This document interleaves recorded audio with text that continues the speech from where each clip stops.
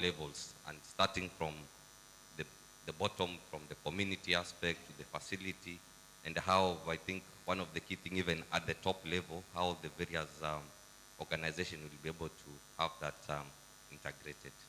Okay. Thank you very much, Doc.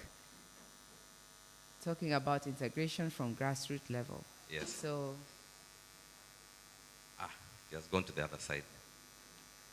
is that to Caro?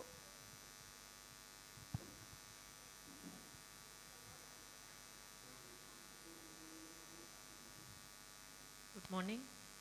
Morning. Dr. Caroline Mwangi from NASCOP, Section Lead for Care and Treatment. I think one thing that stood out is the strong show of support and commitment from our Cabinet Secretary on the initiatives and the support that the ministry is working towards service delivery integration with HIV and ensuring that we deliver this within the government agenda of UHC for all. Thank you. Okay. Thank you, Caroline. Let's have the final toss.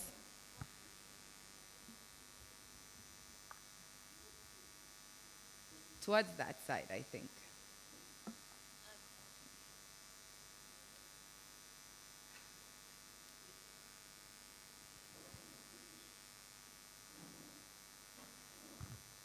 Good morning, all.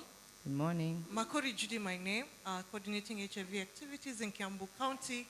What stood up for me is when Prof. Ndwati challenged us that for us to be able to integrate the services, we have to deliberately make a choice to ensure that our healthcare workers or the service providers are offering quality services.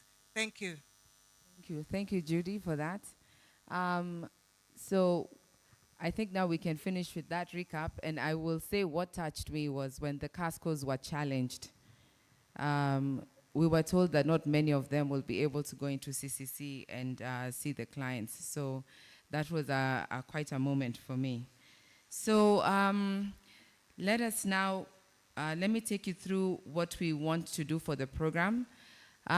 We will start off with the keynote address that we didn't do yesterday, reimagining the HIV response in the context of universal health care, which will be done by Dr. Kisia, who's standing in for the WHO country representative. Then after that, we will immediately go into our first session, which will be chaired by Dr. Grace Rabut, where we will look at elimination of mother-to-child transmission. So as I get Dr. Kisia up, I want us all to stand up. Stand up, everyone. And this, you will high-five your neighbor and say, Omera, focus. Okay? Because that's what we're doing today. We are going to focus. We're going to be together. Sawa. So if it's a lady, we should say what, Jaber? Jaber. Okay. If it's a lady, you say Jaber, focus. And if it's a man, Omera, focus. We are going to talk sustainability and integration. I'm not seeing a lot of high-fiving. Omera, focus. Omera, focus. Yeah. Let's go, Dr. Kisia. This is not friendly to me, huh? Where is the cutting?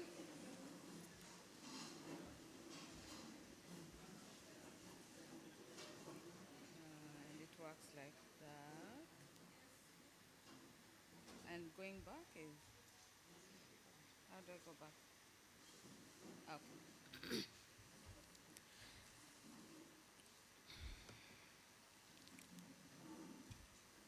Good morning, everyone. Habari ya asubuhi.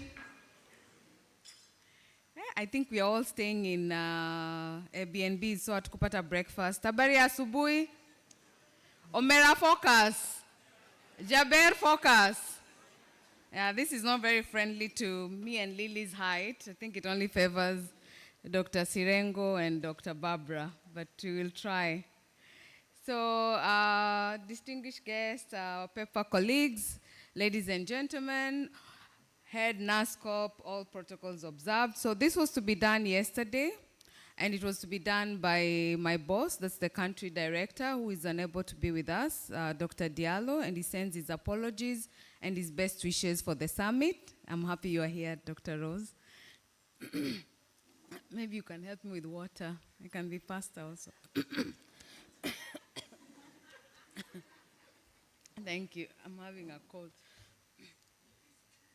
So one of the things as part of the recap that I also liked yesterday was the fact that we basically already covered this presentation in yesterday's discussion. If I go through it, it is of course going to be like a recap, and it will also help us focus on the way forward.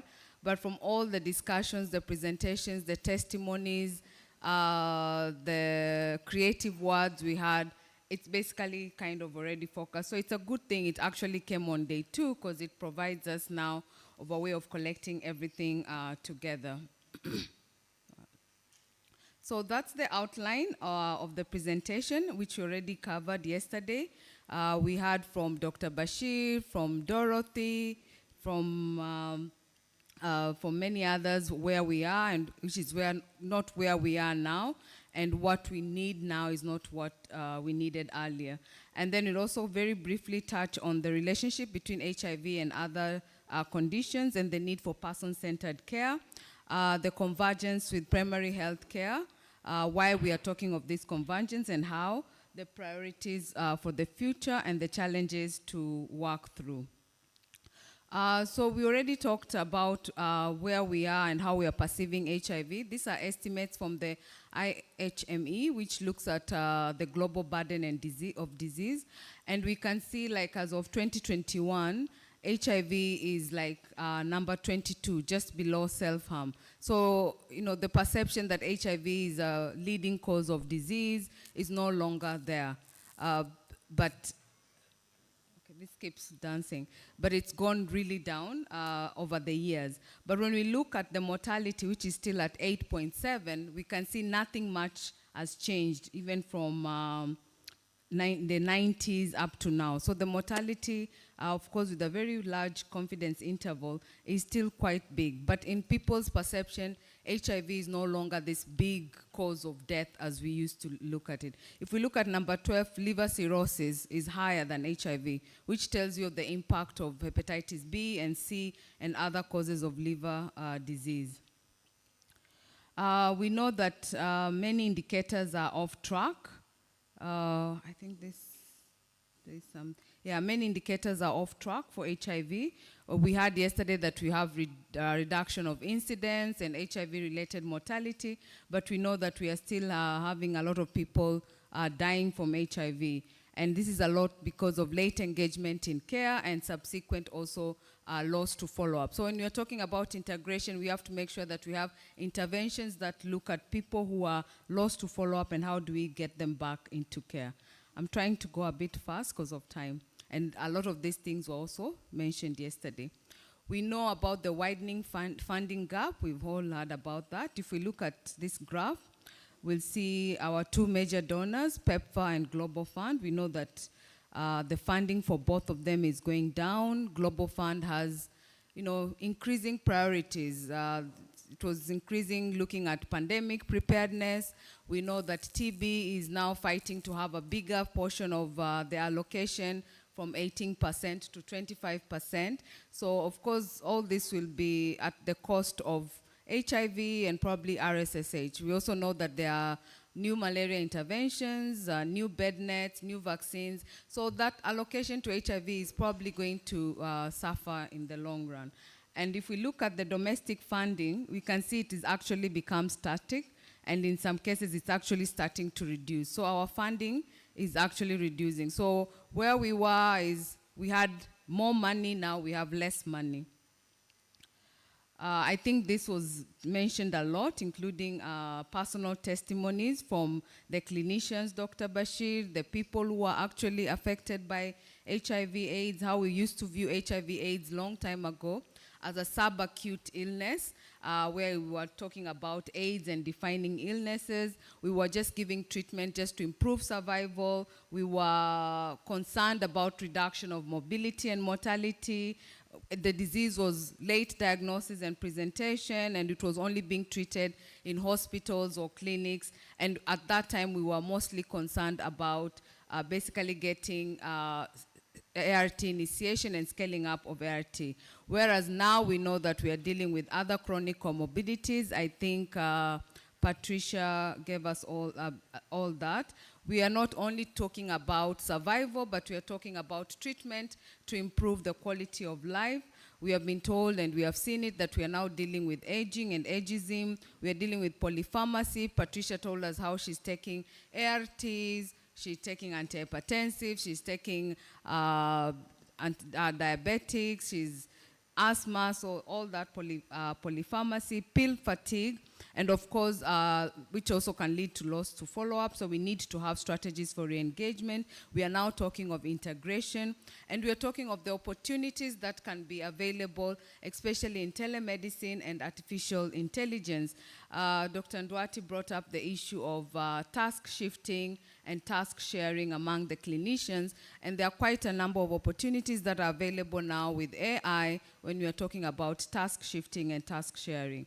And of course, we are talking about primary health care and making sure that people are staying longer on treatment, and this treatment and this care and services are reached to the community and also involve the community. I'll go very briefly on this. We also know that our cases of syphilis are going high. I think Dr. Lily presented something on syphilis, but what is important to note that is new cases of syphilis have gone quite high, and of course, if we do not address the STIs, we will not be able to reduce the HIV incidence. Hepatitis cases have also gone high. The people who are on treatment, who are being diagnosed and being put on both hepatitis B and C treatment is not it's not as per the optimum that we want to see. So when we talk about all this, we are saying now it's the time to mainstream, and we have been told we are among the first people who are starting this discussion, and which is very true.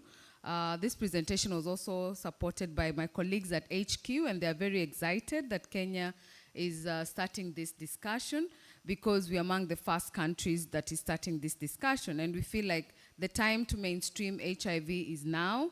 Many of these key interventions that are addressing mainstreaming are quite simple to use, they're easy to administer, they're cost effective. WHO, we have quite a number of tools that are to support this, and we actually very much committed to this agenda.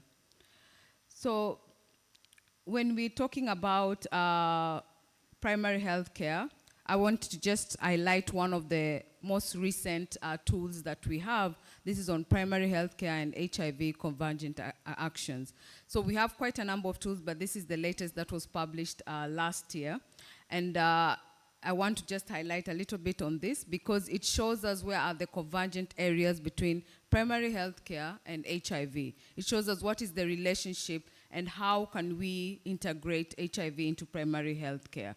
So I won't go very much into it. We have the link there that is available for your consumption, but we just want to show you what are the actual areas that we are talking about convergence in primary health care. So the guidance, the first thing it does, it gives us a clarity of the conceptions.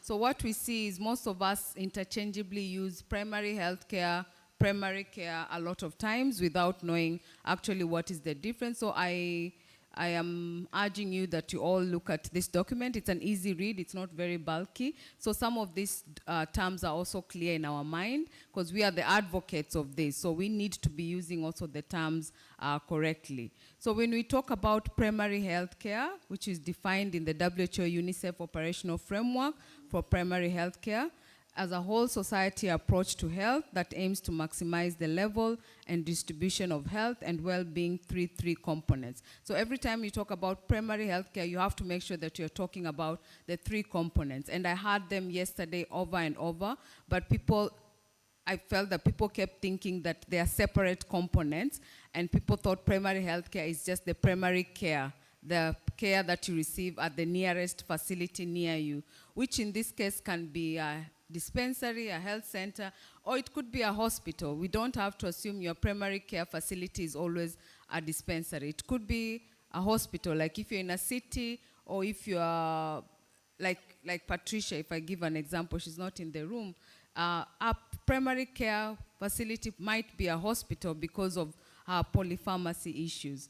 So when you're talking of primary health care, we have to talk about that first component of primary care, which is where your first contact with the primary facility. And then we have to talk about the community. There is no primary health care without community engagement. So I think we should stop differentiating and saying primary health care and then community services or community it's one component. So we do not have primary health care without community engagement. The third one, which we are not very strong on, is multi-sectoral policy and action. So primary health care sits in a multi-sectoral setting. You cannot be participating to do primary health care if you're not involving the other sectors. This is not a health sector issue alone. And I'm glad that I've seen other sectors here. I've seen Roche, the banks, but we need to bring other government sectors on board, other relevant sectors to health on board. And then, of course, we are talking about primary care, which is now the entry point to the health system, and which is your regular point of contact. And this is intended to facilitate a person-centered health service delivery. These are also some of the shared principles. We can see that we know HIV very well, but we probably don't know other areas very well. But it's actually the principles for primary health care and HIV are basically the same. We have shared principles. Primary health care talks about engaging the people and the community. Primary health care talks about addressing determinants of health. HIV was always outside the health sector because we realized this was more of a social issue, a behavioral issue. It was not only a medical issue. Primary health care talks about equitable access, and we are talking about the same things in HIV. Issues of human rights, person-centered, people-centered approaches, the system-oriented approaches, integration. This is some core principle in primary health care, which is what we are talking about, promoting continuity of care, and focusing on quality of care. So basically, we can just remove what we say principle of HIV and say these are the principles of primary health care. So it's not very different. It's actually one and the same. We share the same principles. And we also share the same common challenges. Over medicalization. People think primary health care is getting drugs to that lower level. And once we give the drugs at the lower level, then we have already done primary health care. That is not true. Remember, there's community engagement, there's multi-sectoral action, there's equity, there's human rights and all that. But in HIV, we have had a concentration of treatment as opposed to also looking at the other issues. Political commitment, which for our case, might not be the case. We tend to separate the systems delivery and the health systems. Health workforce shortages, we've been talking about that, insufficient resources, and making better uses of our resources. So we are talking about, we want to have a person-centered approach. We want to integrate HIV into primary health care. But the word integration means a lot. It means very many different things to very many different people. So I will give the definition as to WHO. So integration, first of all, is not a goal to itself. Our goal is just not to have integration. This is not the goal, the end game that we want. We are doing integration because we want to have a person-centered approach, because we want to better support the health systems, and we want to have a better health outcome for the individual. So it is a means to an end. I think that's very important that we remember integration is a means to an end. So once you do integration, you don't say, you have to see what exactly was your goal and if this goal was actually achieved. And when we talk about integration, you have to invest in two major domains. So we talk about the health services, which is what I think yesterday we talked a lot about, and then we talk about the health systems. So the health services, we can talk about our integration of TB and HIV services, our MCH and HIV services, family planning and HIV, NCDs, mental health and HIV. We can talk about all that, and this is what I think we keep talking a lot about. But we have to remember that you cannot talk about integration of health services without talking of the health systems. And I think the only person who I heard talk about the 6 building blocks of the health systems was Patricia. She actually went through each I counted, she did 5 of the building, at least partially functioning for us to integrate the services. And of course, we also have to look at the role of community and multi-sectoral action.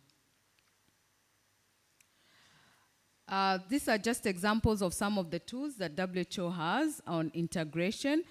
These are specifically tools on integration of HIV into specific health services, like ART delivery in MCH settings, ART initiation in TB setting, integration of STI, SRH services, diabetes and hypertension integrated. So we have quite a number of tools that are talking about integration of HIV into other health services. But as I said, I think that is the easier part, and that's not what really we want. We want a more integrated health system. So we are going to talk about integration of specific services, but we also have to talk about the investments into the health system so that we make sure we are able to deliver the services in the correct and effective way. We also have this brief, the integration of NCDs into HIV service packages. It's also available on the website. What's important to note, it has annual targets on integration, the ones in the box. So these are some of the annual targets for integration. So we have indicators for integration that you can look at as we go forward. And then we also have some examples of good policy uptake examples. I was very shocked to hear some of the examples from the county, to see some of the posters, to hear about good stories from Kenya. But we don't have this published. We actually don't have any published story or good example or best practice on integration from Kenya, at least from the WHO perspective. Maybe people are publishing somewhere, but we don't have something that we can say globally, we want to take this and we want to look at it further and see what does the evidence say. So we have a few that are already published, an example of in South Africa on chronic medication dispensing. This is for integrating NCDs and ART. Eswatini on community distribution, also for number of facilities. So I urge that, because you can see we still have a lot of research gaps. I urge that some of the things that we are hearing from the counties, from people who are working on some research, some trials, that we get them published so that we can also have our own local evidence. So when we talk about integration, we always have to talk about triple elimination. I hope Dr. Nelly is in the room. So when we talk about, we always have to talk about triple elimination. This is the protege of integration. I'm almost up. So of course we know about triple elimination. We look at the 4 pillars for essential elimination of mother to child, primary prevention to reduce vertical transmission, and then we look at all the SRH linkages, and then linkage to MCH, child health, and also partner services. So I'll explain why we actually look at triple elimination. It's only triple elimination that allows us to actually, when we are applying for path to elimination in a country, this is the one area that allows the country to be evaluated on how it has integrated, because it looks at how the essential services have been done, it looks at how the laboratory services, it looks at the health information systems, it looks at the human rights systems, stigma and discrimination, what there are policies or guidelines on how to address stigma and discrimination. And it also looks at regional variations. We were told we have Siaya that is now at 4% in mother-to-child elimination, but yet the country is at 8%. So when we are applying for triple elimination, we have to have this across the country. So this is the one area that allows us to look at all these areas and ensures that there is equity, issues of discrimination are also addressed. So this is a framework that we use in WHO to look at the essential services in regards to the target population and also in regards to the 4 pillars of triple elimination, and then the cross-cutting area. So we'll have to look at the whole health system, strategic information, leadership, lab, partnership, and identifying and addressing barriers. So this one I'll just go very fast. This is just allow me to talk about coordination of programs. I think we had counties saying that they're also doing this, and then we have the national priorities. So as we are talking about triple elimination, or we are talking about integration, we have to look at our coordination, our communication, our collaboration between the national and the county governments. So are the priorities in the national government the same as the ones in the county government? So right now, the national, we're talking, let's say, of triple elimination. Is this the same priority that is in Garissa, the counties that we saw that have such high rate, Marsabit, Wajir? Is this also their priority? Or are they dealing with hunger and drought and all that? What is our level of coordination and leadership engagement with these counties? What is the level of human resources that is dedicated to maybe integration or even triple elimination that is at the national and the county level? So that is something I think we struggle with quite a bit, and we tend to have one focus maybe at the national level, and as we said, integration has to happen across board, or triple elimination has to happen across board, so we have to address all this across board. So I'm almost about to finish. So urgent priorities, these are the urgent priorities that WHO is working on. So currently we are working on supporting countries in cross-cutting investment cases and national level sustainability plans. These are our NSPs. So Kenya, we don't have an HIV NSP, just to put NASCOP on the, so we don't have this, but most countries do have them. But they have standalone HIV NSPs, which are actually currently being reviewed. So it's a good thing that we are doing ours now, because it gives us a chance to have a very different NSP. We cannot be talking about integration and have an NSP that only addresses HIV. So we have to rethink about how our NSP looks like, and it has to be basically our investment document. We are also currently working on consolidating and supporting countries in aligning disease-specific guidance. We have disease guidance for TB, for HIV, for NCDs, for mental health, for STIs, for so many. And we have to align this, and also as we put them in the implementation plans for primary healthcare approach.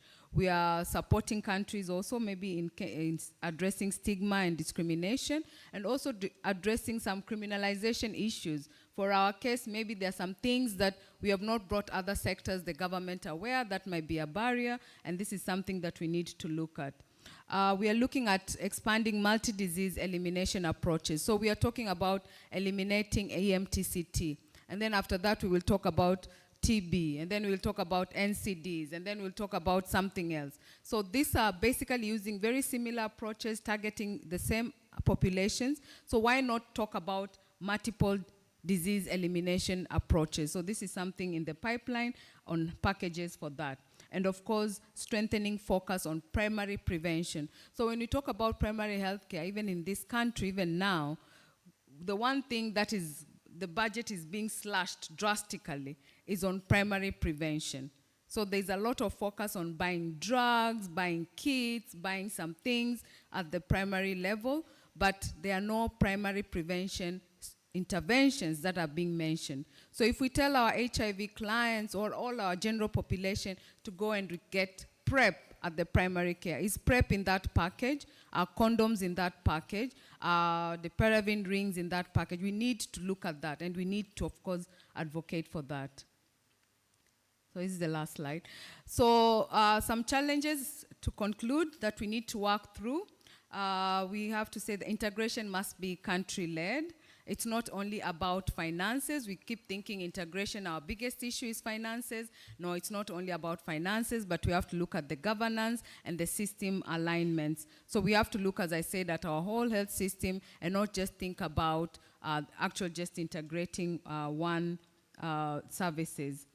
We need to have one agreed roadmap for integration. And of course, this requires a lot of leadership. It requires a lot of conversations among the various stakeholders, diplomacy, and cooperation among all of us.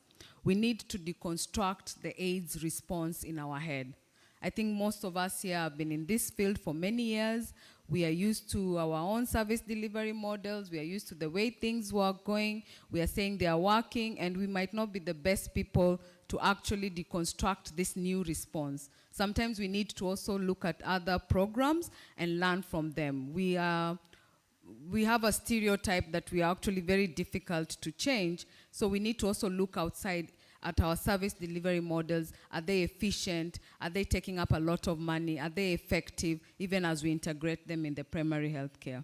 But of course, we have some good assets and learnings. We have done very well in some areas, community engagement. We've done well in multi-sectoral action. So this, again, should be retained as we design our integrated systems. The last thing is we need to be proactive. There's a lot of conversations going on now about SHA, SHIF. There's a lot of reforms in the health sector. And HIV is usually actually left behind because we are perceived to have money, we are perceived to be the elite of the health sector. We don't join these conversations, or we are not invited to these conversations, but we need to be aware of what are the broader health investment that are going on, what is happening, where do we place ourselves, and we need to advocate for ourselves for a sustained response. Thank you very much.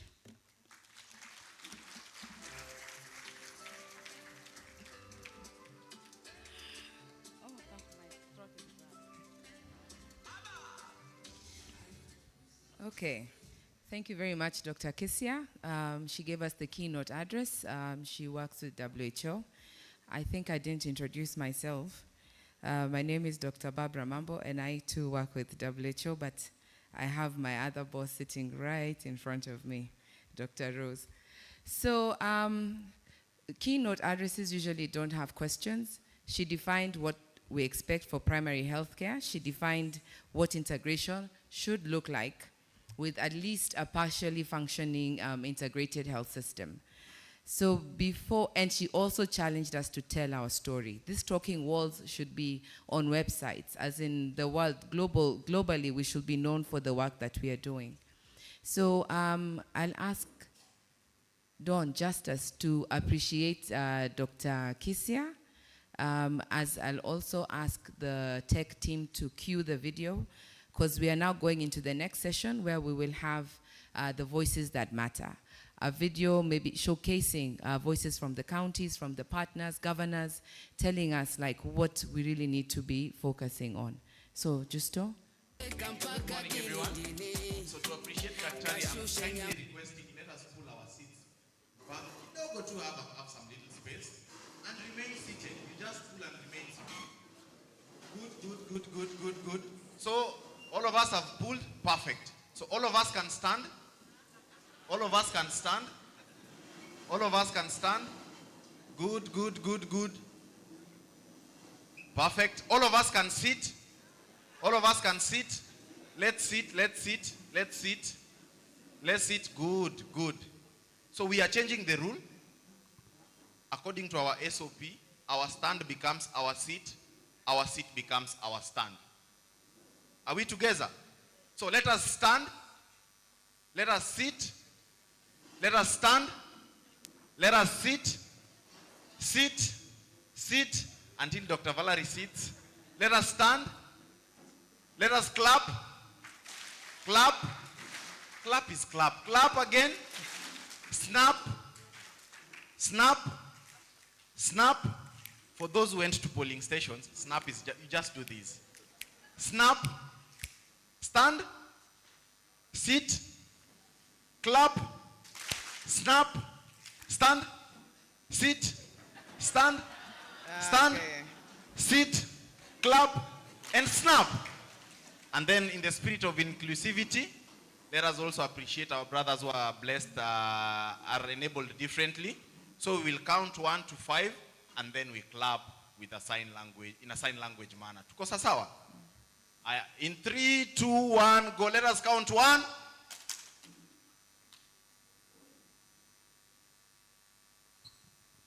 With a smile. Watu wa picha mungekuwa mmepiga ipi. Watu wa smile. Thank you so very much. Thank you very much, Dawn. So can we cue the video as we recognize the presence of Dr. Bashir and Head NASCOP who are here with us.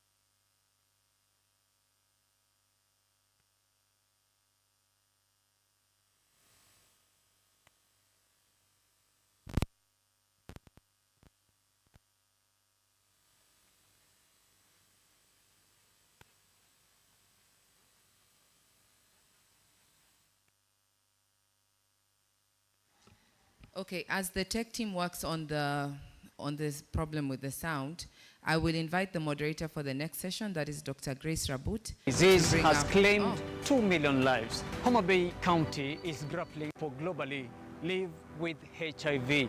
According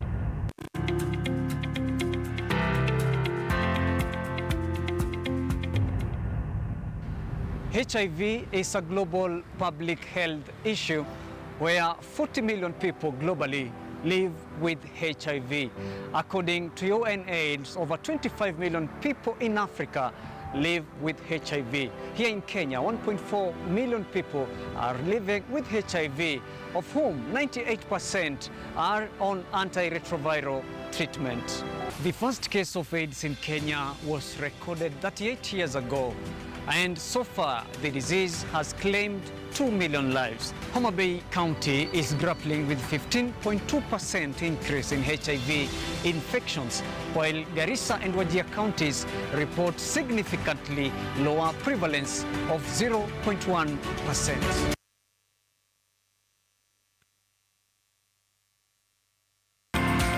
NASCOP continues to provide technical guidance on HIV prevention and treatment as a program in the Ministry of Health. We have integrated HIV responses within the broader context of the universal health coverage agenda through integrated service delivery, such as ending AIDS across all populations by 2030, elimination of maternal to child transmission of HIV/AIDS, HIV, sexual reproductive health, primary health care and private sector integration, non-communicable diseases and HIV integration of services, decentralization and integrated laboratory and diagnostic services, and collaborations with partners such as Global Fund, PEPFAR, AMPAC, UNAIDS, among others. Integration of mental health services into HIV/AIDS. My name is Dr. Rose Wafula. I'm a Deputy Director of Medical Services in the Ministry of Health and the head of the National AIDS and STI Control Program, which is a division within the Ministry of Health. It is charged with the responsibility of leading the health sector response to HIV and STI in the country. Our role and mandate is really in line with the national government roles in terms of the health sector, and we focus on policy and guidelines formulations with regard to the health sector service delivery.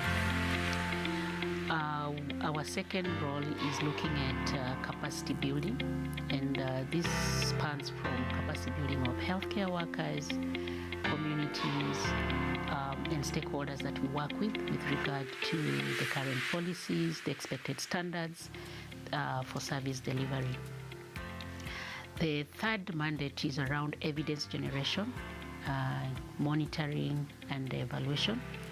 And this includes us conducting surveillance, interventions, research, and disseminating that to inform both policy internally and externally.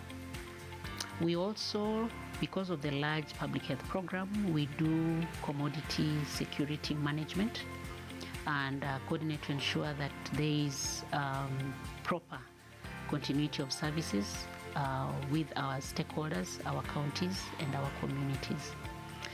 Last but not least, we do have a role in resource mobilization and coordination of the response, where we do provide platforms for technical working groups. We provide platforms for common discussions and alignment of the program, planning of the response, and also mobilizing resources through external funders. As you're aware, we are both funded by the government and our partners such as PEPFAR and Global Fund for the response. And so we do drive the technical rigor in terms of the resource mobilization for the country. The Ministry acknowledges the crucial role of communities and local stakeholders in the HIV response through continued collaboration and partnership among all stakeholders to sustain and build upon the gains. It is key as a country to reimagine our HIV service delivery and adapt to emerging challenges while leveraging on new opportunities. There is need for continuous innovation and adoption of best practices to enhance effectiveness and efficiency of HIV services. LVCT Vocation 95 is a 5-year project funded by PEFA through CDC. We support comprehensive HIV prevention and treatment services in Homa Bay and Kisii counties. We aim to achieve the UNAID 95 targets and achieve epidemic control. In Homa Bay County, we are supporting 151 health facilities with more than 96,000 people living with HIV on ART. We also provide HIV prevention services to key and vulnerable population, orphans and vulnerable children, adolescent and young people, and we also support GBV or gender-based violence services. Yeah, LVCT Vocation 95 project has deployed Kenya EMR in all the supported health facilities. We train the healthcare workers and we also provide EM infrastructure, including this hardware and tablets, internet bandwidth. We pay for the hosting of the data at Kwanza, and we provide continuous technical assistance to the teams. We are trying to expand the EMR beyond HIV to include all other services. We have achieved point of care for all the service delivery points, and our facilities are now paperless. We are now getting real-time access to client data for ease of clinical decision making. We are able to monitor our clients' clinical outcomes, including retention and viral suppression, and we have improved our data capture and reporting in a timely manner. Kenya EMR is a system that documents all health interactions of a client who comes into the health facility. But Kenya EMR specifically is a system, electronic medical system, that came to be during the HIV documentation, and is specifically was made to ensure that all services that are offered in the HIV space is well documented, timely, completely, and the way it is required. Integration now comes in to sort out a number of parameters, because the Kenya EMR and Cloud EMR was disease specific, that is HIV. But now we are seeing a situation where other parameters are also integrated. We are seeing anything that happens into the MCH space being integrated into Kenya EMR, the inpatient also being integrated. And then we have the new electronic community health information system also being integrated into the Kenya EMR, so that at least what happens in the community, all the referrals can be seen and can be tracked forward and backward between the facility and the community. Health IT project is a cooperative agreement between the United States government and the government of Kenya to provide digitalization transformation to two key ministries, the Ministry of Labor and Social Protection and the Ministry of Health. So for a long time, the provision of healthcare has been paper-based, where the patient comes with a book or some card of sorts, then they move around the facility, then they go home with the card. But as a county, we have deliberately thought about strengthening the health management information systems by going digital, meaning that if you came to a facility, ideally you should just have probably your ID number, and with that you register, you go for your triaging, go to the OPD, go to the laboratory, pharmacy, pick your drugs, and go home. Kenya EMR has been of more help to us, in which our patients are getting quality service in which the Kenya EMR first enable us to register our patients, and then we are able to track the patient from the system, in which the nurse at the triage is able to enter the vital signs of our patient in the system, and this helps us so much to distinguish between the severity of the patient and those that can be seen on the line. Up to now, I really just want to thank the government of Kenya for enabling us to have the system in our facility. It is of more good for us and more good for our patients to receive quality services just by using the system. The health sector was different from the discussions we are having now. We are now having very real and transformative health sector reforms, the universal health coverage.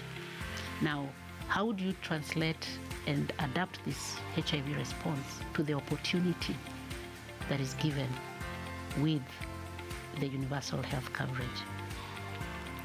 Particularly when I reflect on the opportunity to build systems that are integrated, that are sustainable in this space, and the opportunity for a more holistic primary healthcare approach to care as WHO recommends, we just have to rethink then how do we leverage on this opportunity as a HIV program. Earlier on during the HIV epidemic, when it was an emergency, HIV was a siloed program. But even before that, we continued to refer patients who had complicated and chronic diseases to level 4 facilities. That was horizontal referral. Now, we can say that in order to combat the HIV, we had to do a vertical program where we focus on HIV. We have to integrate for several reasons. For sustainability, we have to integrate because we have to carry all the diseases together. And siloed program in HIV with reduced funding cannot survive anymore. On the other hand, we have a lot of lessons we have learned in HIV, which we now have to use to combat the patient-centered approach. The benefits of integration are enormous. The reduction in stigma. If you have combined clinics or integrated clinics, the patients have reduced stigma and therefore better retention. The other way is accessibility. When clinics are integrated, this will become more accessible to patients. You don't have to go to a HIV specialized clinic to get HIV care. You can get HIV care wherever you are, and this is patient-centered. So some of the ways in which population health, working with the HIV program, has participated is in the commodities, especially pharmaceuticals. We all know that ARVs are available.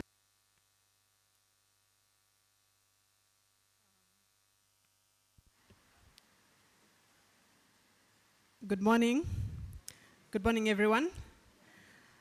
So apologies for that. I think we had a 6-minute video that had governors and the key voices that we wanted to hear. And I think the IT team is working on it. I want to appreciate the team that went through the 47 counties, collecting stories.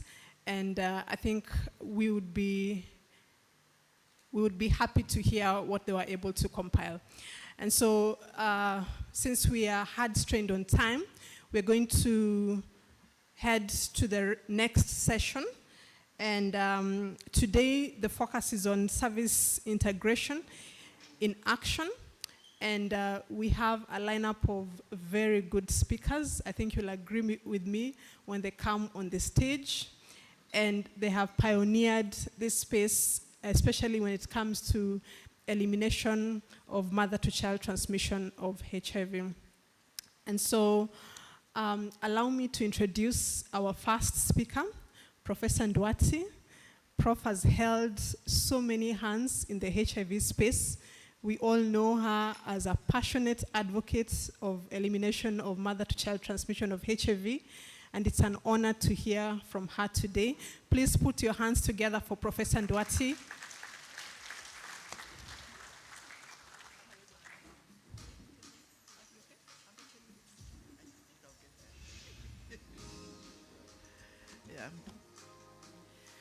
Good morning. Thank you very, very much to my colleagues from NASCO for inviting me to come and talk about elimination of mother-child transmission of HIV. This is something, the issues of mother-child transmission of HIV have been with us for all the time I've been a practicing pediatrician.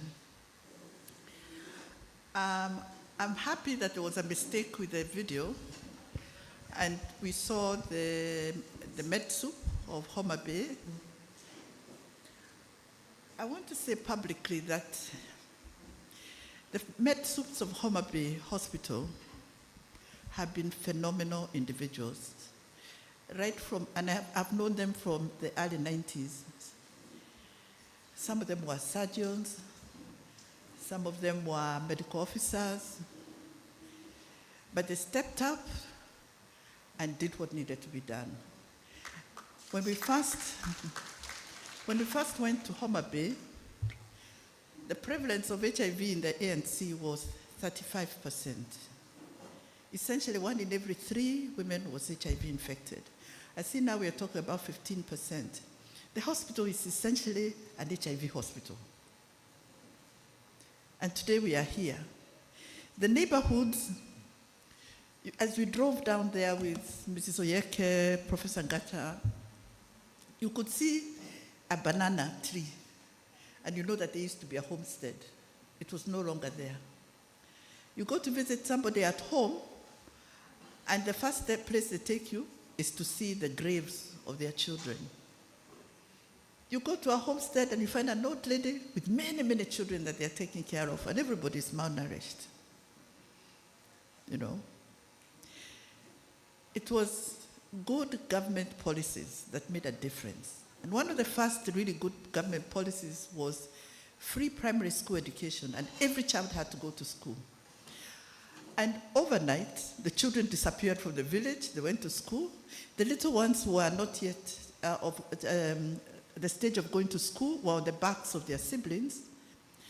It freed up the adults to engage in economic activities.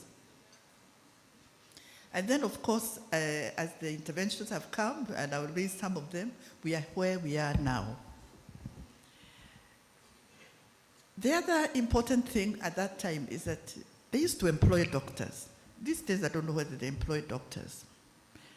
But one of the most valuable development officer, and I'm saying development officer, is a young medical doctor who's finished internship, and they are there as a medical officer. The eye unit in Bondo Hospital was the work of Dr. Guerre when he was a medical officer. The maternity hospitals, in all those hospitals at the coast, was the work of the surgeons. When you had a provincial director who was a surgeon, he worked with those medical officers and made every one of them capable to provide surgical services. And once you provide surgical services, and the most common operation is a cesarean section, you make a difference in the lives of women. Right now, and maybe Dr. Bashir, I'm wrong, maternal mortality in Kenya is at 500 per 100,000 live births. True? What is it, 350? 350. If you think of an aeroplane, that's how many aeroplane crashes in Kenya per month. At least one per month, with at least 300 passengers. Inaanguka tu wote watu wanakufa. That's where we are at. And PMTCT is about integrating into maternal child health. So we need to ask ourselves what we need to do differently so that we solve those problems. Our problem is not just the problem of integrating HIV, it's a problem of delivering health services. So let me go to the slides I have prepared. I'll go quickly over some of them. And some of them might look like I'm repeating myself. We have many young people among us. We have a new generation of Kenyans.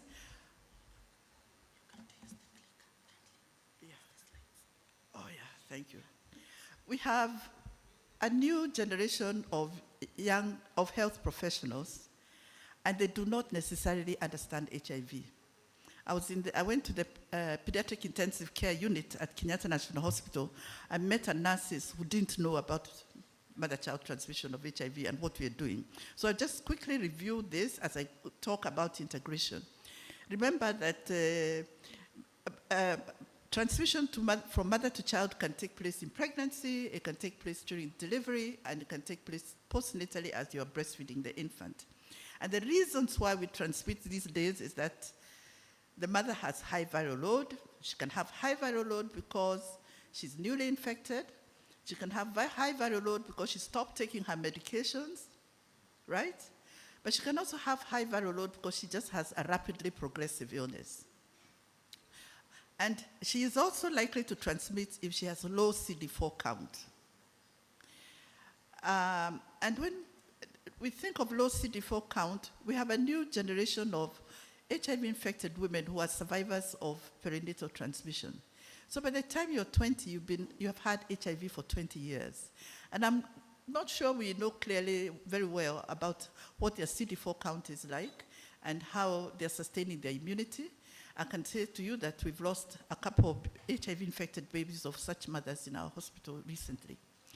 Then there's, of course, the failure to take ARVs, and I'll revisit this, and then the lack of viral suppression while on antiretroviral drugs. It can be poor adherence, it can be suboptimal ARV protocols, or it can be a resistant virus. The most important reason is suboptimal adherence, or just failure to take the drugs.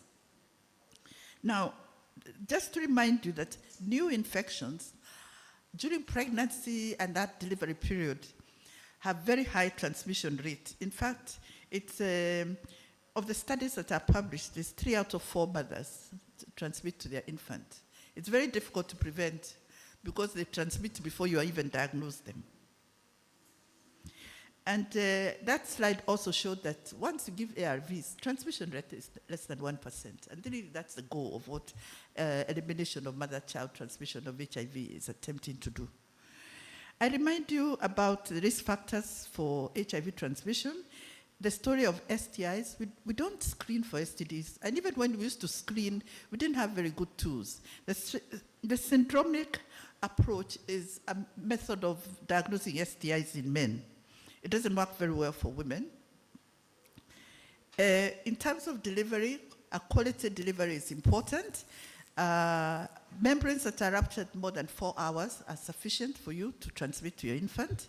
And then postnatally is the whole issue of quality of breastfeeding, mixed feeding, cracked nipples, increased risk of transmission. This is where you are between a hard rock and the fire. Not breastfeeding is also associated with increased risk of death for the child. Now, what factors influence the survival of HIV-exposed infants? There are results from randomized trials. I just quote Kenyan papers here.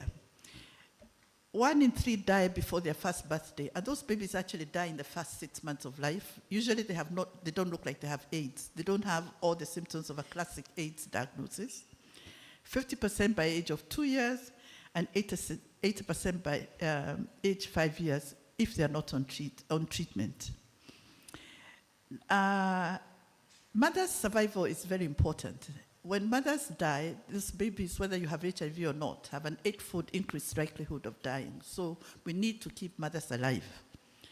And then the issue of exclusive breastfeeding, that one we all know. And making sure that we have effective prophylaxis for the infant. And these days we have a good protocol. We do the AZT, nevirapine for 6 weeks, and then continue with nevirapine. And nevirapine is a great drug.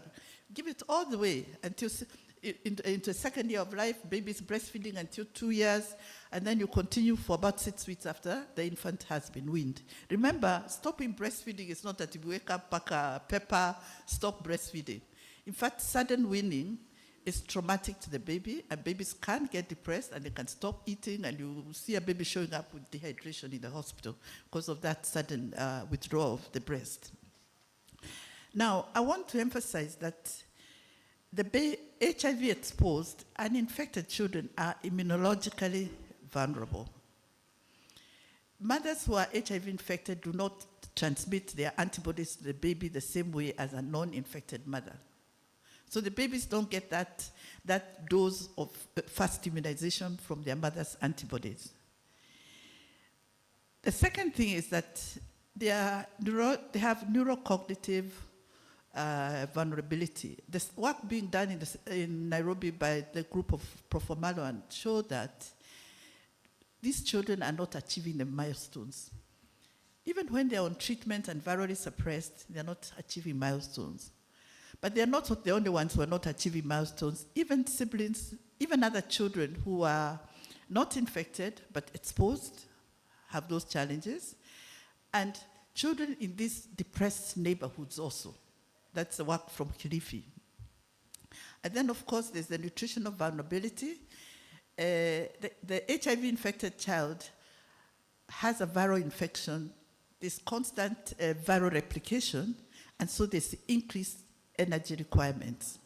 Even when they are well, they need attention to for their nutrition.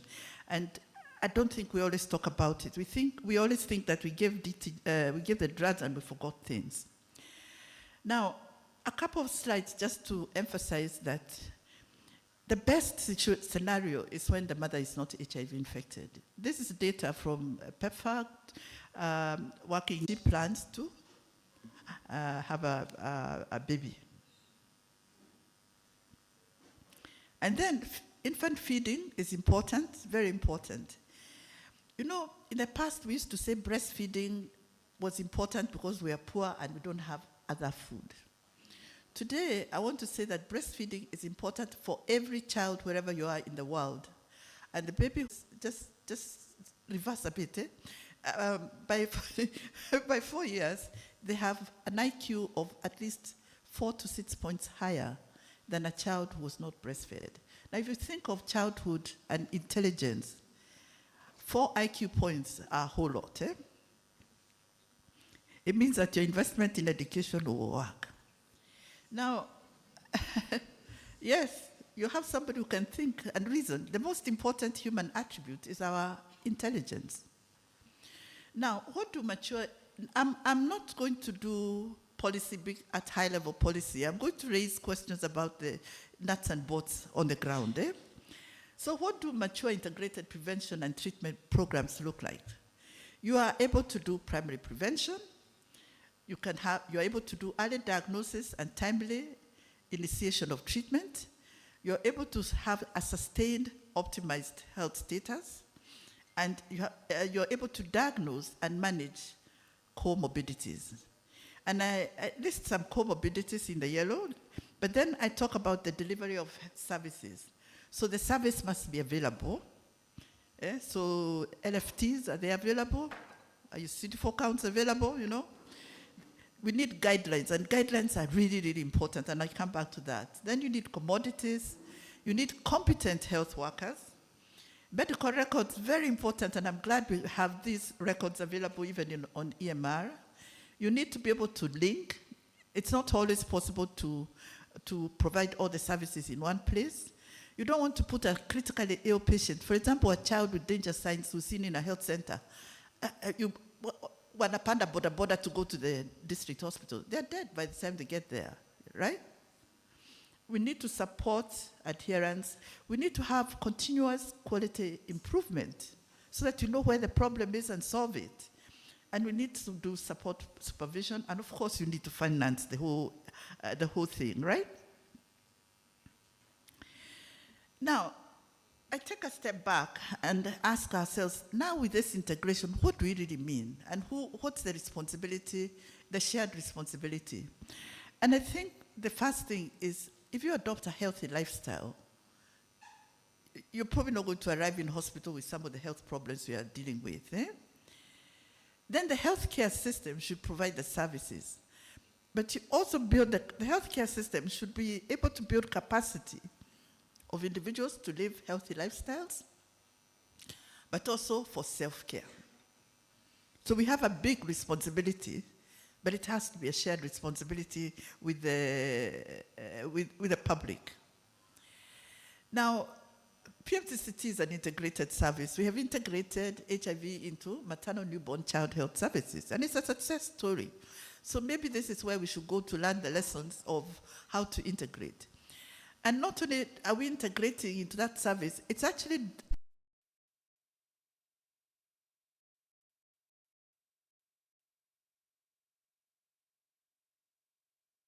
at the time of delivery, and it's in the postnatal period. Can you hear me? Can you hear me? Yes. So it is integrated across the different cohorts, their postnatal care. So you find that about 30% of women deliver at a county level, sub-county level kind of hospital. Another 30% or so deliver in a health center, and then the others down at the dispensary. Those are at a dispensary. So when we're talking of integrating care, we need to ask ourselves, how do we build up our dispensaries to be able to provide these chronic disease services that we are talking about?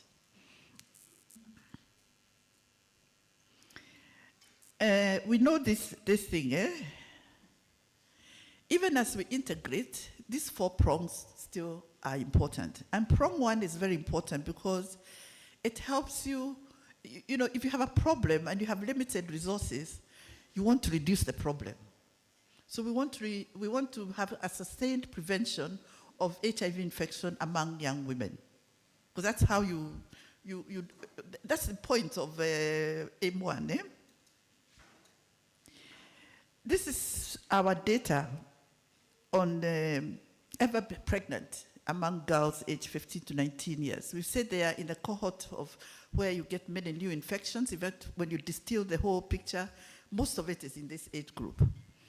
And you can see that if you have post-secondary school education, your likelihood of being pregnant at that age group is 4.8%.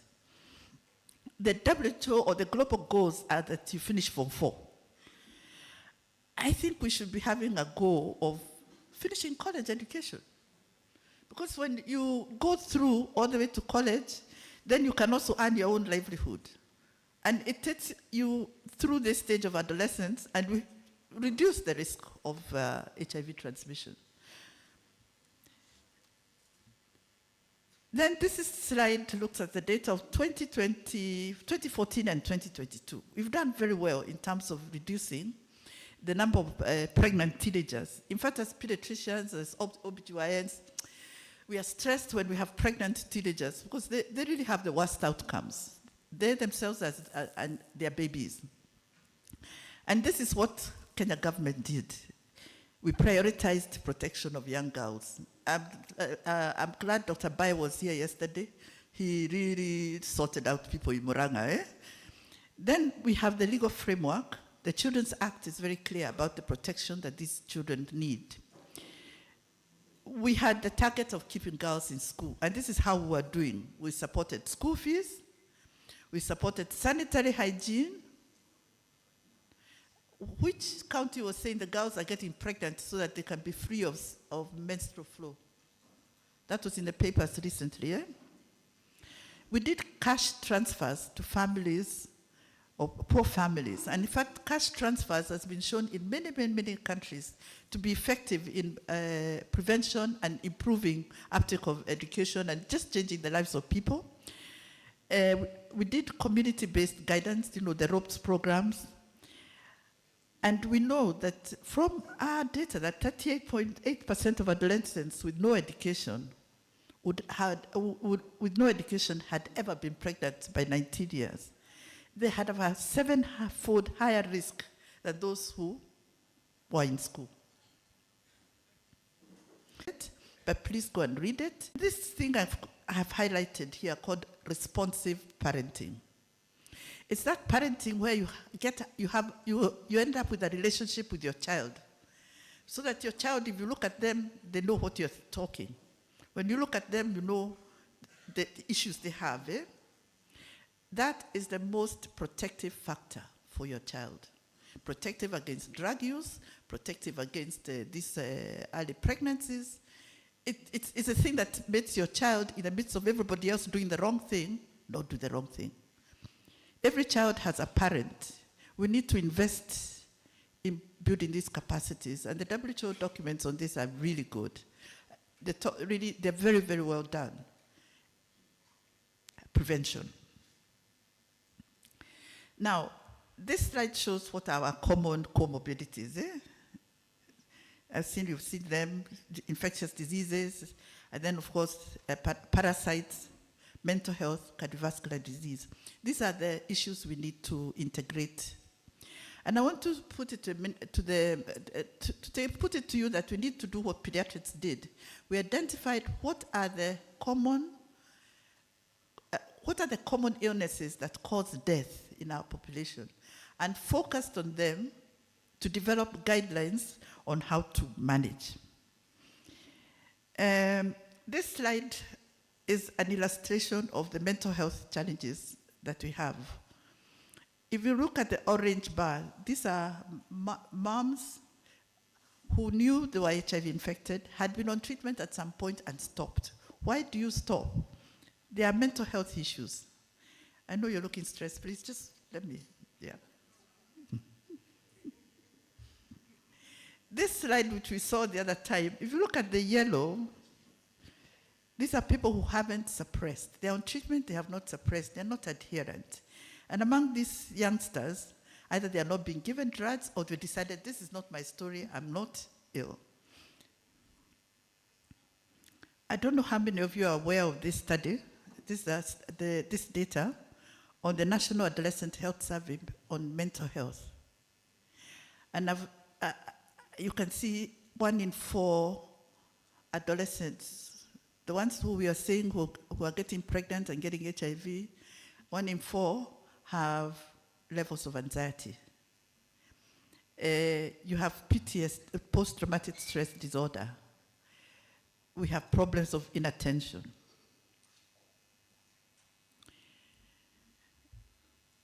Another problem, 50% of new infections are not in the high burden counties. This is 50% of the new infant infections are not in high burden counties. So the high burden, the low burden counties have a challenge because your approach to identify mothers who are HIV infected needs to be thought through. How do you find them? Who is that who's getting infected? How do you find them? This is data from our own data, Kenyan data. You know, the mothers are coming to us. This is 9 out of 10 women at a skilled delivery. But only 1 in 2 children are fully immunized. In fact, the best performing is Kisii and Tharaka Nithi. Nairobi, I think, was like 40%. And it's probably related to what I was saying earlier, that people come up to your county, sub-county hospital, and then they go to the dispensaries for their everyday follow-up. And then there are also very many new facilities, individually owned facilities. This public-private sector partnership, we need to go and find out whether they're actually delivering the services that are required. So if you're not getting immunized, you're probably not getting your ARV prophylaxis, right? And the mother is probably not getting her drugs also.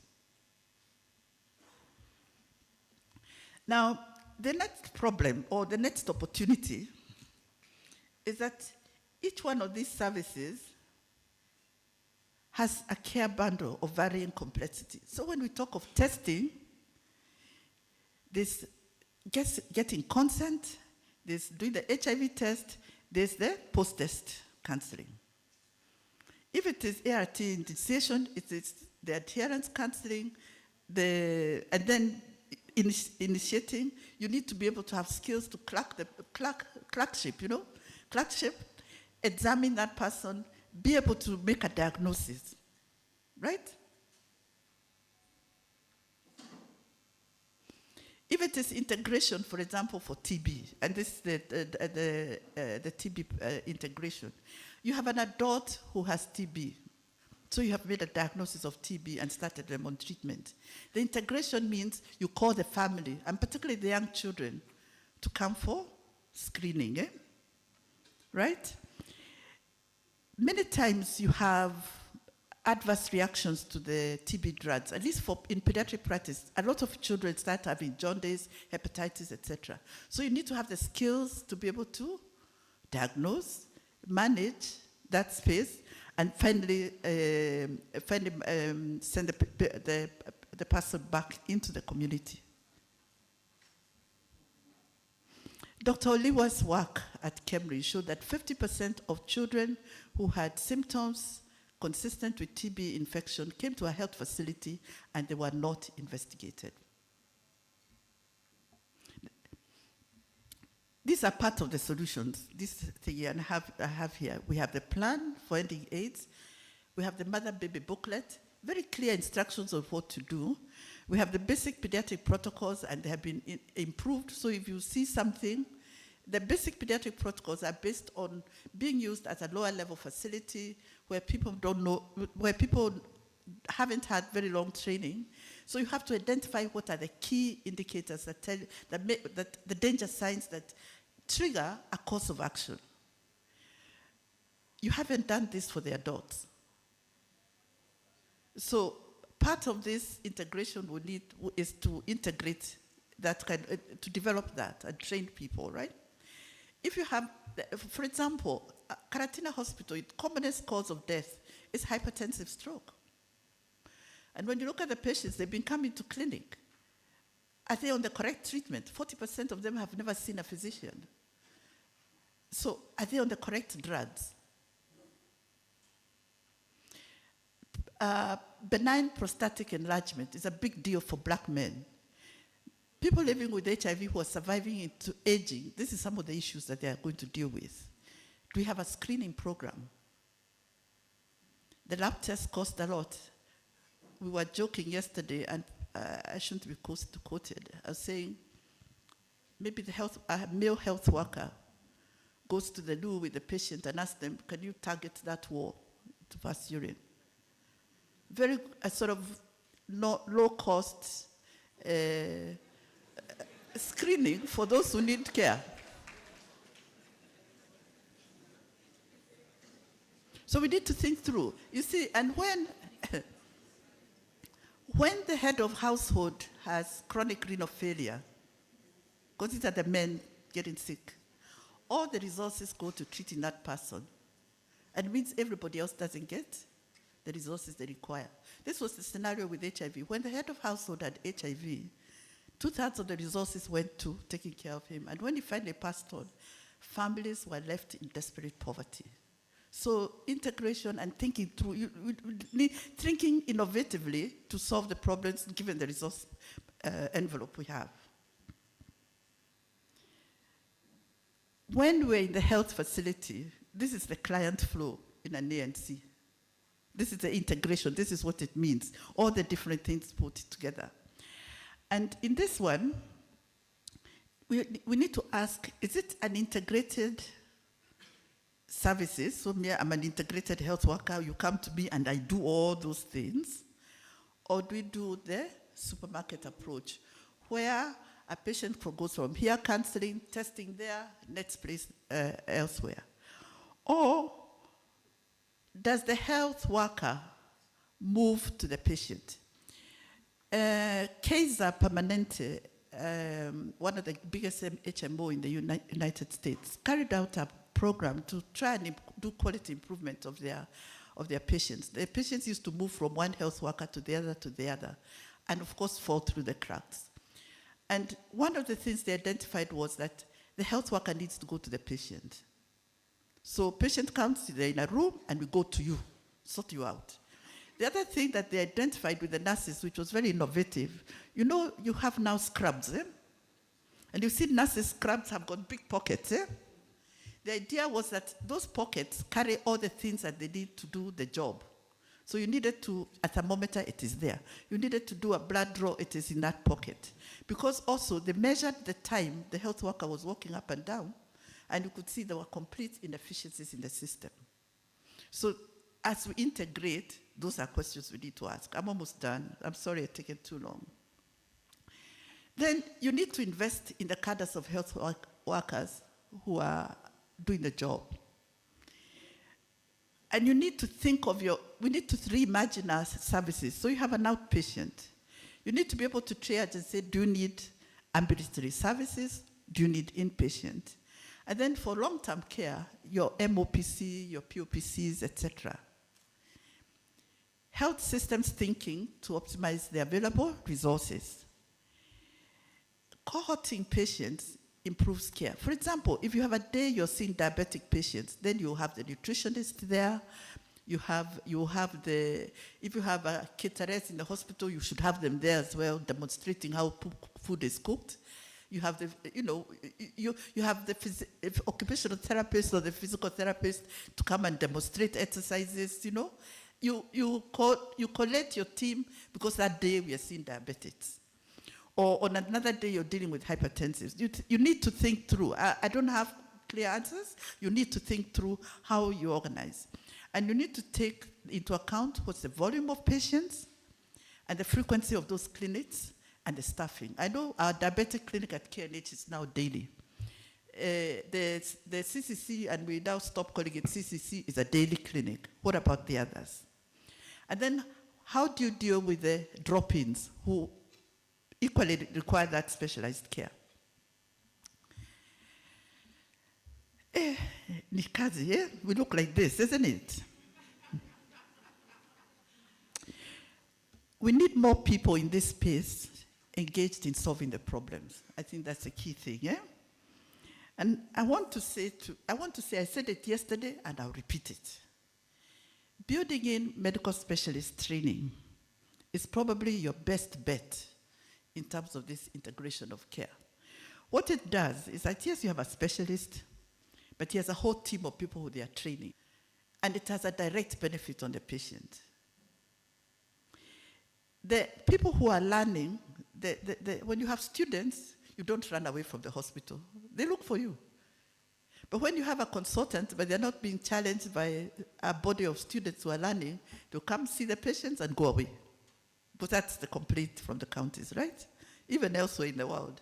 But when you structure this learning, it improves the quality of services. But you need to invest. For example, the big thing is have a hostel that the students come and stay without pay. But as they stay without pay, they're doing work for you. We have a program for 15 years in Kisii. I told you Kisii is doing very well in terms of many child health related things. We've been sending pediatric residents there 4 times a year. And they do a small study as part of their learning. But it gives the Kisii County data and ideas of what to do. I'd like to recommend that you find Dr. Rose, you find a team to go to visit Australia. Australia are one of the countries that developed a rural health service. And they did it by teaming up with the medical schools and sending out, having actually by law that you must have 3 months of work there in a rural facility as part of your learning. But in the process, the universities have placed consultants there. The students go, the quality of services have improved. Because really sitting here, we can talk about the broad policies of what to do, but the nuts and bolts will need people on the ground doing the job to actually try and get to a solution for this. Eh? Talk to the Australian embassy. They might be very happy to support this kind of work. Eh? At the end of the day, elimination is preventing new infections in women of childbearing years, and if they are infected, viral suppression, and that we will get to our goals. Please remember what the Lancet Health Commission said. Health is about people, and our driving purpose must be to enhance the performance of the health systems for meeting the needs of patients and populations in an equitable manner. Thank you. I'm sorry I've gone over time.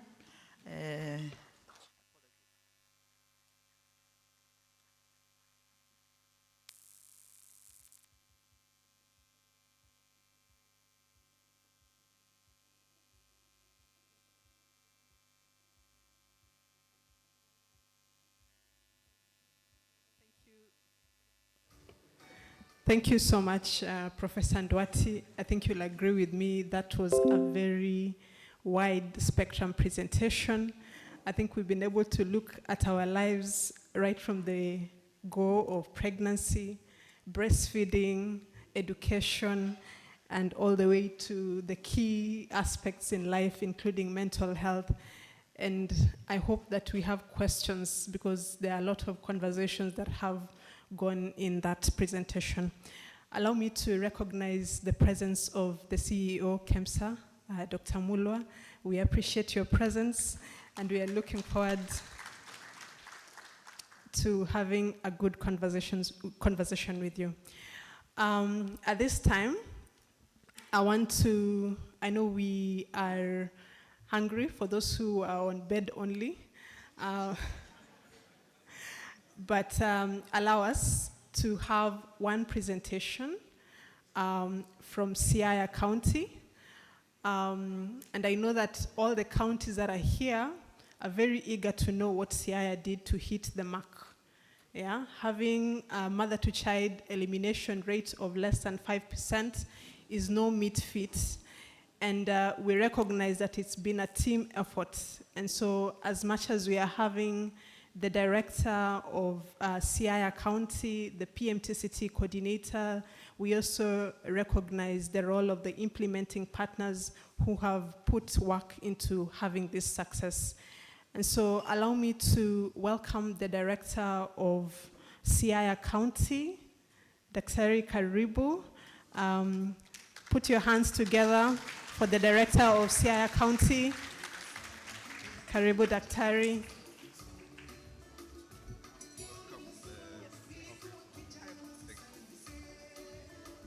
Thank you so much. My name is Kennedy Odhiambo Ruenjo, the Director of Public Health, Siaya. And of course, I have a team from Siaya. I have my PMTCT coordinator, Madam Zilpa. Of course, and the partnership that have supported us all through. So we have the CHS team. Wherever you are, kindly just stand. CHS and all the partnerships from Siaya, they're there. Kindly applause to them. So these are the people whom we've worked with very closely to be able to manage what we did. So I would like to welcome Zilpa to give us the presentation. Thank you so much.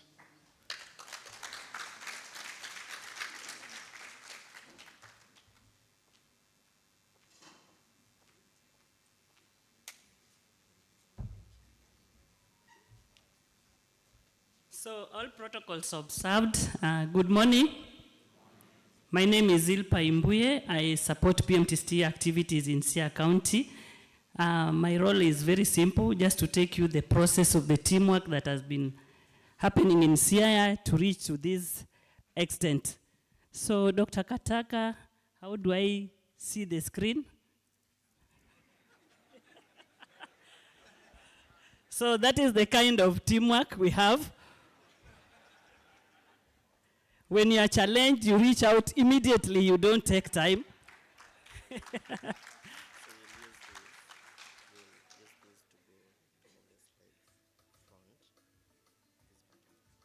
Okay, when people were presenting, I was wondering, what are they checking down there? Now, I'm here, I can see the screen is down here, and I've been told to move. No, I want to move up.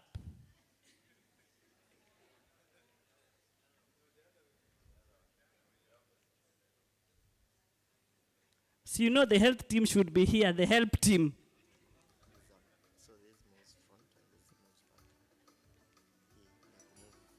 Okay, thank you.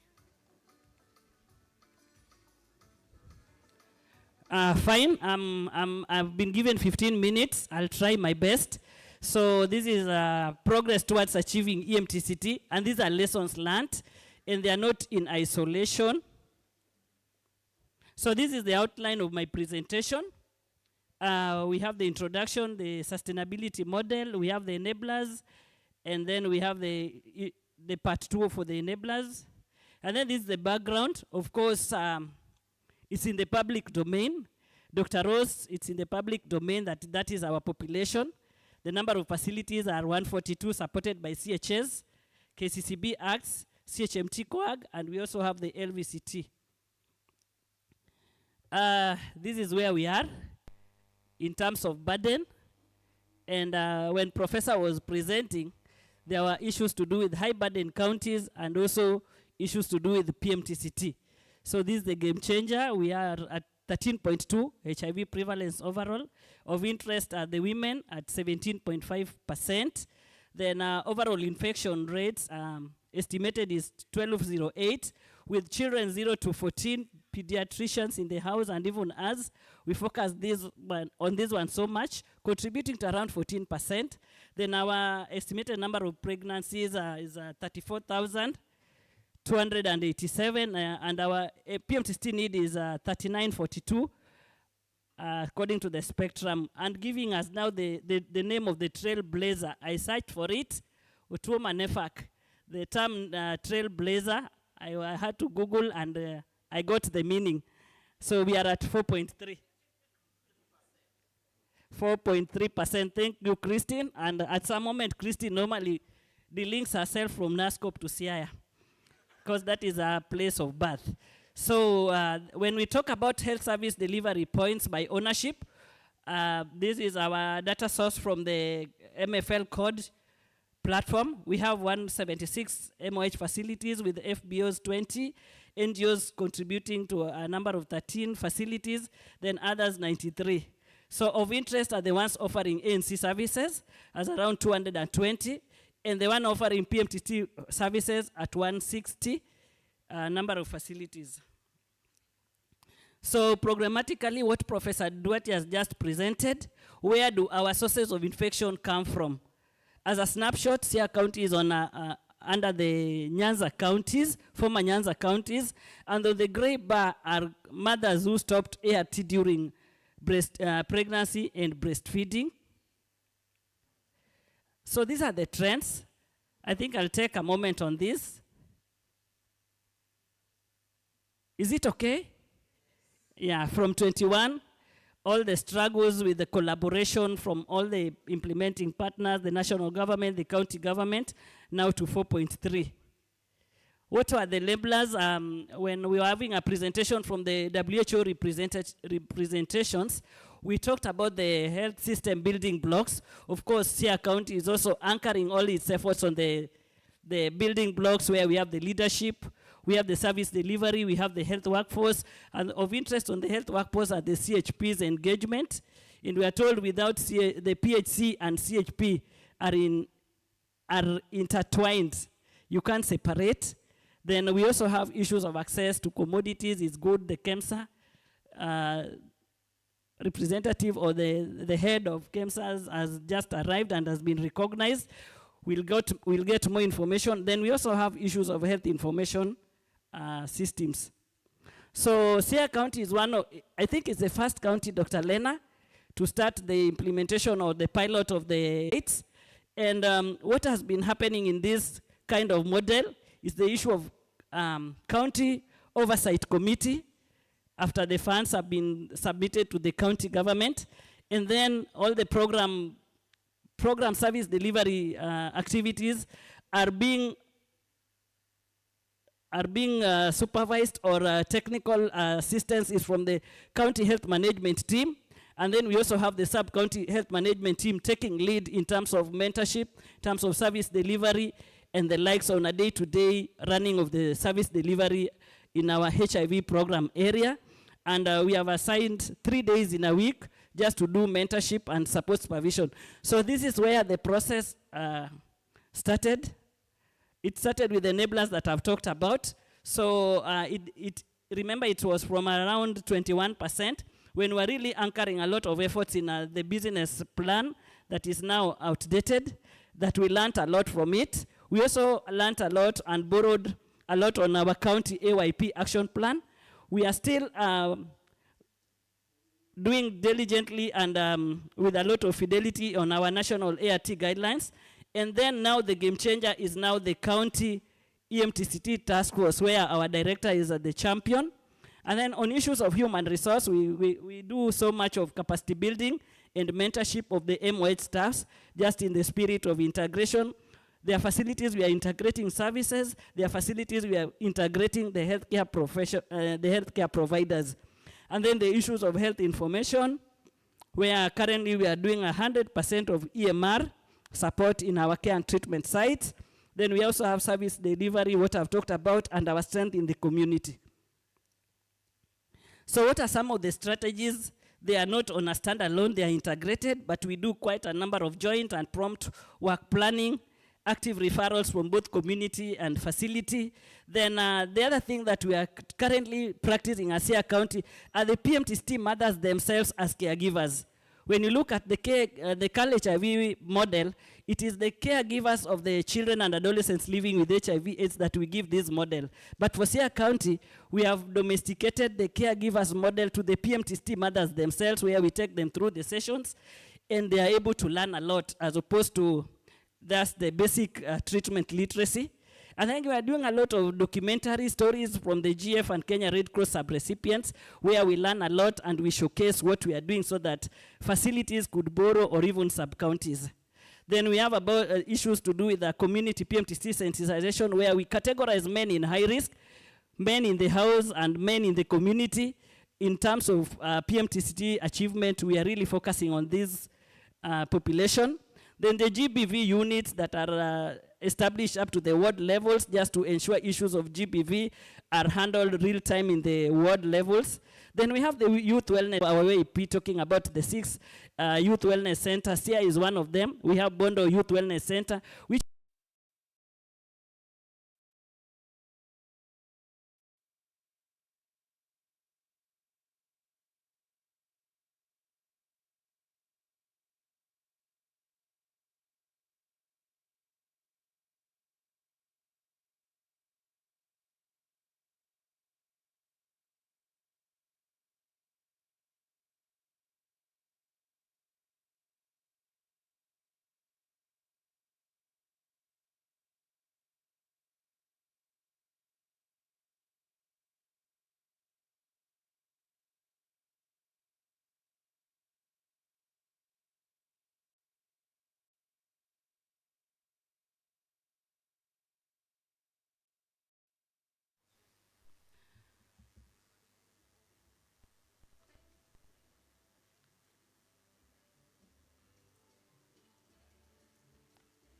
Dr. Wekesa, I hope they'll add me 1 minute for that interruption. Dr. Wekesa, are you there? Yes. That is our lead IP, care and treatment here at CHS.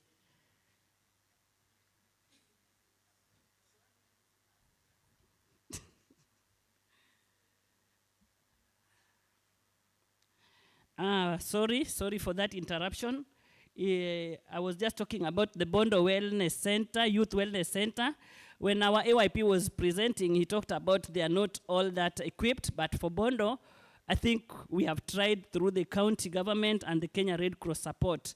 And they currently have their MFL code, and they are reporting on the services they are offering.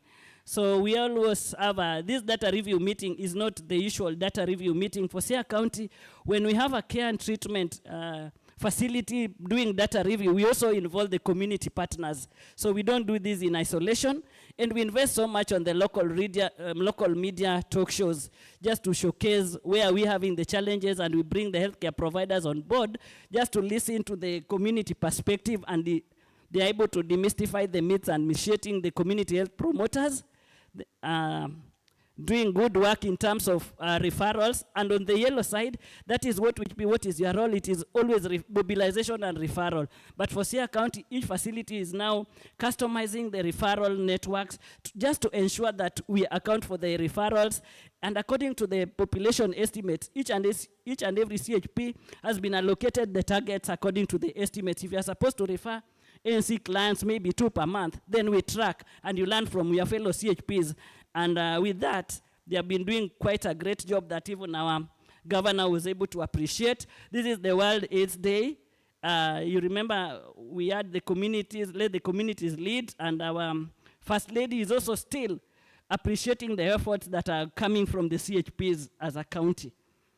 Then we have the community linkage and referrals, use of CHPs and the tracker, what I've talked about. We have a lot of multi-sectoral collaboration with our OVC partners, the USAID. And then we have the use of expert mothers in the community. We also engage men in high risk in community PMTCT. Men in high risk, the border, the ones at the mining, the ones on the transport business. It's quite a long list of categorization of men in high risk. Then we have interface of dialogue meetings between expert mothers and mentor mothers. For quite a long time, we've been meeting them separately. But I also want to say that I appreciate the NASCOP team for borrowing this model in the previous years, and that is now the model of integration between expert and community and mentor mothers so that they speak one language. Then we have joint suppression plans with both community and facility implementing partners. This just to show the progress of HIV testing coverage as part of. Fine, my time is out, but I request for 3 or 2 minutes. So that is the maternal testing and ART uptake coverage as per what we have in our data warehouse. What are our strengths is to improve the testing coverage. Of course, you saw we are at 160, so the facilities that are not offering are just referring the mothers for services. We now need to take the services to those facilities that are not doing ANC testing, and then the progress is the scale up of the coverage to 100%. And we focus so much on the post-ANC testing, where we have realized that we are also getting some positive mothers from the testing. And now what is our way forward is now from this, all facilities should invest on post-ANC testing, and from there they also do screening for HIV exposure status or ongoing risk of acquiring HIV. Then we are also strengthening so much on combined efforts in identifying exposed babies, and this is on all service